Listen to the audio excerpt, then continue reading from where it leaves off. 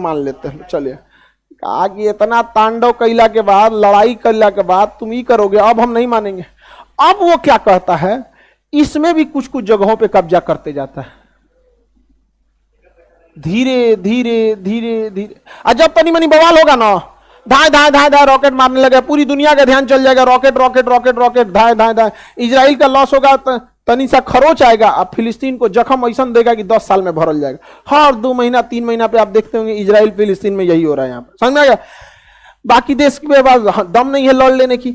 Saudi अरब जो है फिलिस्तीन का साथ कैसे दे देंगे। अब देखिए, फिलिस्तीनियों का साथ देने के लिए यहां सीरिया में मदद भेजता था ईरान, दमिश्कस एयरपोर्ट पर।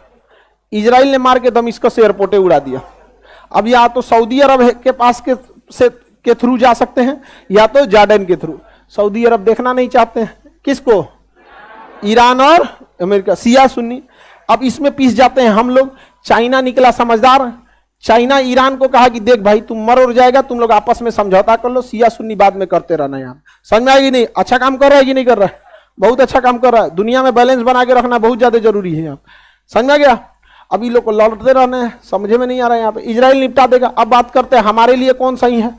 तो देखिए हमारे लिए कौन सही है। इजराइल पर कब्जा किया था किसने, फिलिस्तीन पर कब्जा किया था इजराइल। हाँ ये तो जग जाहिर है, क्योंकि द्वितीय विश्व युद्ध से पहले उद्देश्य नहीं था वहां कोई। हमारा साथ देता है इजराइल, हमें हथियार देता है इजराइल, विश्व मंच पर हमारे लिए खड़ा रहता है इजराइल, हमें ड्रोन सप्लाई देता है इजराइल, हथियार देगा इजराइल। तो इजराइल से हमें बहुत फायदा है, ठीक है। लेकिन अगर हम ये कह देते हैं कि फिलिस्तीन पर जो इजराइल ने कब्जा किया है वो लीगल है, ठीक है, तो यही बहाना बनाएगा पाकिस्तान कि जब इजराइल द्वारा कब्जा किया जगह फिलिस्तीन लीगल है, तो पाकिस्तान द्वारा कब्जा किया गया पीओके इलीगल कैसे हो गया। समझ में आ गया कि नहीं आ गया।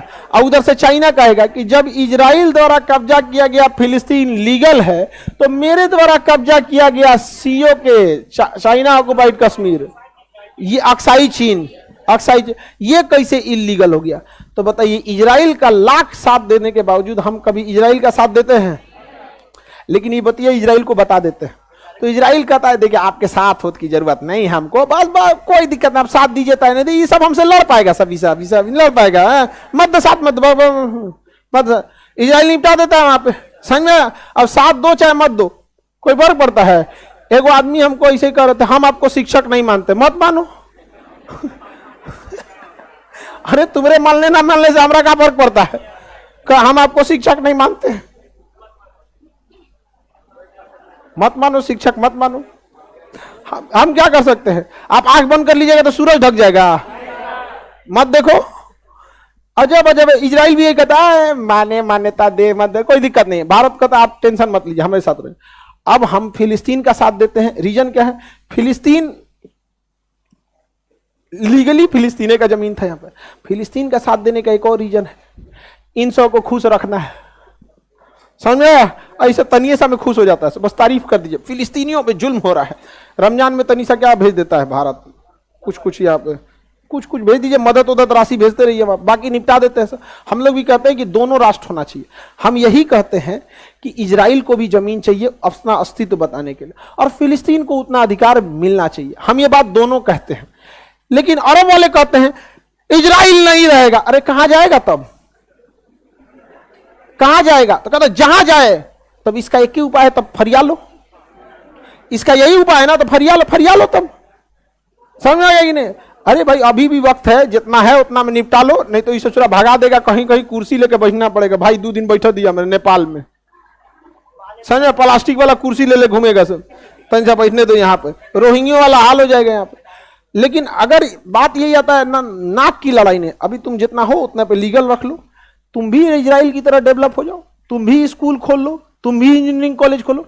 इजराइल कौन सी लेके आया था, कुछ नहीं, पैदल भाग के आया था यहूदियों के कैंप से, पढ़ लिख के आज आगे गए सब कि नहीं गए सब, इतना खतरनाक आगे निकल गया सब इजराइल वाला, जिसका कोई हद नहीं यहाँ पे। तो हम दोनों का साथ देते हैं कि नहीं। और हम हम सिंगल राष्ट्र की बात कहते हैं कि दुई राष्ट्र की, दुई राष्ट्र की बात करते हैं, किसी को कोई दिक्कत। इजराइल अमेरिका का फैला दे, इजराइल अमेरिका में पूरी दोस्ती है। सऊदी अरब अगर रूस के फेवर में जाएंगे तो इजराइल कहेगा तो धो दे ही नहीं के धो देगा इनर पे। पूरी मिडिल ईस्ट को अकेले कंट्रोल कौन कर लेता है? हाँ, इजराइल। कौन? इजराइल। देखो ये मजबूत नहीं, ये कमजोर हैं सब। ये मजबूत नहीं, ये कमजोर हैं सब। यहाँ पे इन इजराइल से लड़ेगा दुइये को, या तो ईरान लड़ सकता है नहीं तो पाकिस्तान लड़ सकता है। दुइये को लड़ सकता है पाकिस्तान। अरे हम ही लोग का बेटा है भाई। आप ऐसे मत समझिए कि नालायक है तो आप बिगड़ गया, अलग बात है। यहाँ पे है तो हम ही लोग का ना, तो बाप का असर तो रहेगा कि नहीं रहेगा?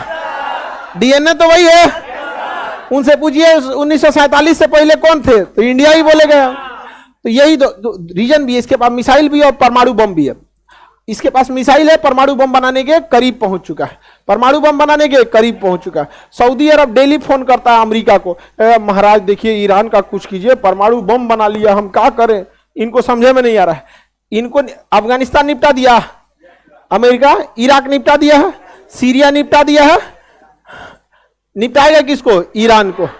ईरान निपटा देगा, फिर यमन निपटाएगा, धीरे धीरे निपटाते हुए पाकिस्तान पे पहुंचेंगे सब। पता ही नहीं चल रहा है इन लोग को। यहाँ पे आगे बढ़ जाए, किसी को दिक्कत? हम किस फेवर में रहते हैं समझ में आ रहा है कि नहीं आ रहा?